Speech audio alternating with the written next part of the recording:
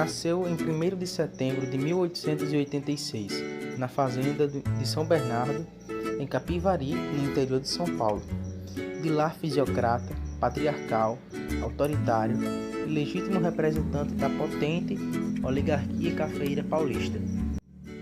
Já herdeira de apreciáveis fortunas e diversas fazendas, nas quais Tarsila passou a infância e adolescência, foi-lhe ensinado a ler, escrever, bordar e falar francês.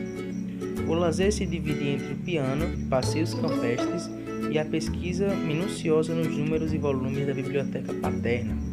Estudou em São Paulo, em um colégio de freiras do bairro de Santana e no colégio Nossa Senhora de Sion. Completou os estudos em Barcelona, na Espanha.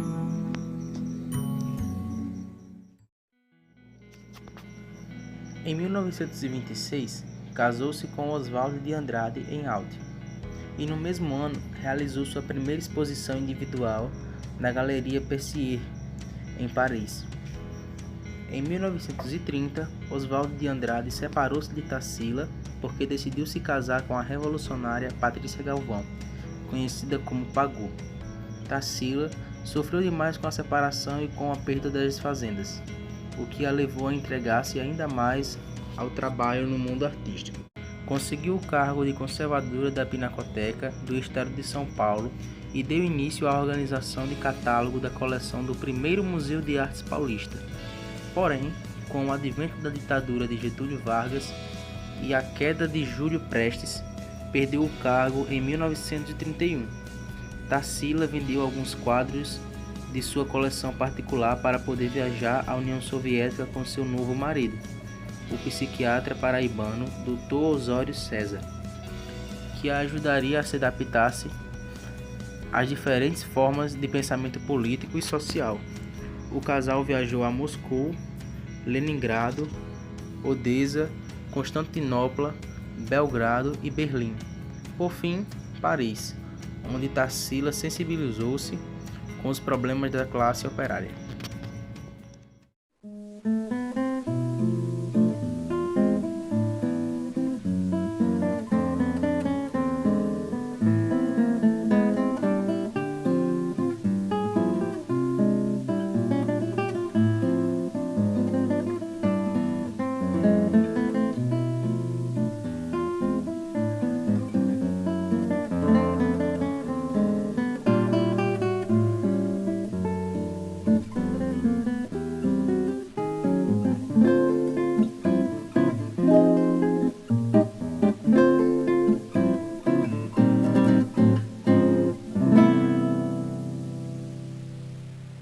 O modernismo brasileiro foi um período em que os artistas estavam bastante interessados em trazer uma renovação para a arte do país.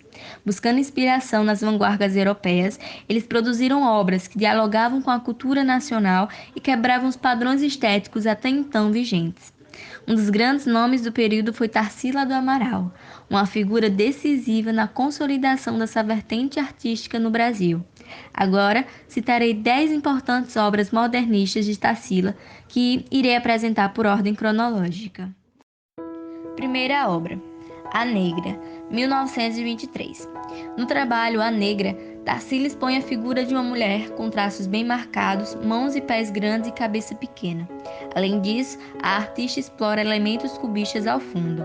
Nessa obra, podemos perceber a representação da mulher negra como um ser que carrega uma pesada carga social, o que se pode notar pelo olhar melancólico e pelo seio caído à mostra. A mama que pende do corpo faz referência à prática das amas de leite na época da escravatura, na qual as escravizadas amamentavam e cuidavam dos filhos das mulheres brancas da elite. Segunda obra, A Cuca, 1924. A composição A Cuca traz uma figura presente no folclore brasileiro e no imaginário da população. Segundo a lenda, conta-se que a Cuca era uma bruxa má com corpo de jacaré que raptava as crianças desobedientes.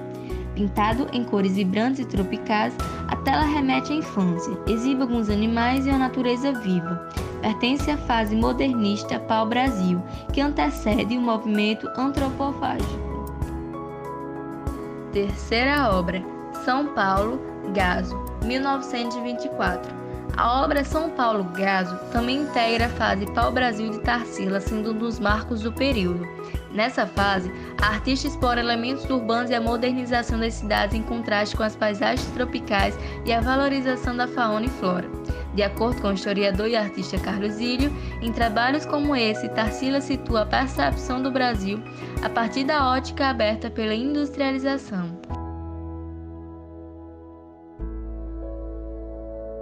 Quarta obra, Morro da Favela, 1924.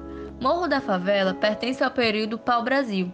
Retrata uma favela com casinhas coloridas, árvores e pessoas. É uma obra de denúncia social, pois nessa época a população pobre foi obrigada a ceder espaço nos grandes centros e se deslocar para as zonas periféricas. Foi nesse momento que houve um grande aumento das favelas no país. Apesar da crítica, Tarsila consegue retratar essa realidade de maneira leve, sugerindo harmonia, uma idealização de Morro como um lugar idílico. Quinta obra, Abapuro, 1928. Uma das obras mais conhecidas de Tarsila é, sem dúvida, Abapuro. O nome é uma junção das palavras tupis, aba, homem, pora, gente, e u, comer, significando, portanto, homem que come gente, ou antropófago. Foi idealizada pensando na cultura brasileira e exige uma pessoa sentada em posição reflexiva. A figura apresenta grandes distorções e está inserida em uma paisagem tipicamente brasileira, mas especificamente nordestina. Expõe intensamente esse Brasil. Esse quadro foi um impulso para uma nova fase no modernismo brasileiro, o movimento antropofágico. Sétima obra, A Lua, 1928. No quadro A Lua, a artista apresenta uma paisagem noturna, com cores saturadas e formas sinuosas. A lua e o cacto aparecem de maneira bastante estilizada. A composição, produzida em 1928, pertence à fase antropofágica de Tarsila e mede 110 por 110 centímetros. Em 2019, foi adquirida pelo Museu de Artes Modernas de Nova York, pelo valor exorbitante de 20 milhões de dólares, cerca de 74 milhões de reais. A famosa galeria emitiu uma nota demonstrando satisfação com a aquisição e expressou apreço pelo trabalho da pintora, dizendo: Tarsila é uma figura de fundação para a arte moderna no Brasil e uma protagonista central nos intercâmbios transatlânticos e culturais deste movimento. Oitava obra, Antropofagia, 1929. Em Antropofagia, Tarsila uniu duas obras produzidas anteriormente, A Negra, 1923, e Abapuro, 1928. Nessa tela, a artista funde as duas figuras como se elas possuíssem dependência mútua. Aqui, a imagem da negra é apresentada com a cabeça diminuída, fazendo par com a cabeça de Abapuro. Os seres encontram-se emaranhados como se fossem um só e integram-se à natureza. Rafael Cardoso, historiador de arte, define a obra da seguinte maneira: em Antropofagia, as coisas não se transformam, elas apenas são. Subsistem com uma terrível e sólida permanência que as ancora no chão. Nona obra, Operários, 1933. Na década de 30, com a imigração e o impulso capitalista, muitas pessoas desembarcaram em centros metropolitanos, sobretudo São Paulo, vindas de diversas partes do Brasil, a fim de suprir a necessidade de mão de obra barata que as fábricas exigiam. Nessa época, Tarsila inicia sua última fase modernista, chamada de fase social, na qual explora temas de cunho coletivo e social. Aqui ela questiona as adversidades vindas da industrialização, a concentração de riquezas nas mãos de poucos e a exploração a que muitos estão sujeitos. A pintora realiza então a tela Operários, na qual exibe o rosto de diferentes pessoas de várias etnias, mas que possuem em comum uma expressão de exaustão. Nessa composição, a massa de gente aparece como um retrato dos trabalhadores fabris da época. Décima e última obra das mais importantes feita por Tarsila, que se chama Segunda Classe, 1933. A tela Segunda Classe também pertence à fase social. Aqui Tarsila retrata pessoas em uma estação de trem. Ao fundo há a figura de uma mulher com uma criança de colo e um homem idoso. Do lado de fora do vagão, 4 mulheres, 3 homens e 5 crianças apresentam feições cansadas e sem esperança.